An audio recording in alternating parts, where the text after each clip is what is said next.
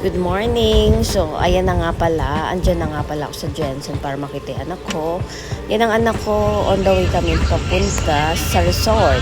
So, yan yung way papuntang Glan Sarangani, which is nandun si Manny Pacquiao.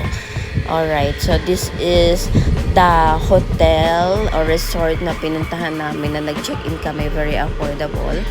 Nasa 2,000 to 3,500 lang yung check-in yan. Wala na siyang entrance kasi nga naka-check-in na kayo. So, it's depend on you kung gusto niyo ng cottage, kung gusto niyo ng rooms, pwede kayo, or kung gusto niyo mag-camp sa labas ng resort, pwede rin. Pwede kayong kumuha ng tent. So, very affordable talaga siya. So, yan, makikita nyo, lumalabas na ako patungo sa beach.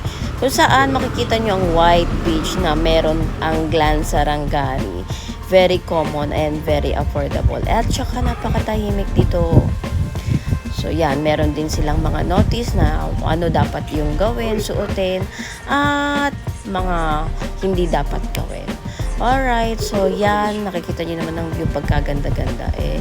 Ayan nga pala yung room na kinuha ko para sa aming mag-iina. So makikita nyo naman, napakalawak ng resort. So ayan nga pala ako, hi, shoutout. So napakatahimik at ang ganda ng simoy ng hangin. So yan yung anak ko, ini-enjoy niya ang photoshoot niya. Hindi talaga makapagpigil talaga yung anak ko. Super enjoy. Third time na yan. Lagi siya sinasama ni mama. Balit daw siya, ma'am.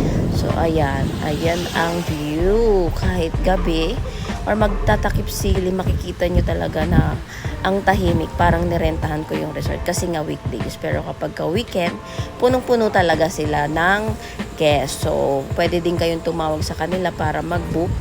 At eto nga pala yung kinabukasan. Salamat sa inyo. Until the next video.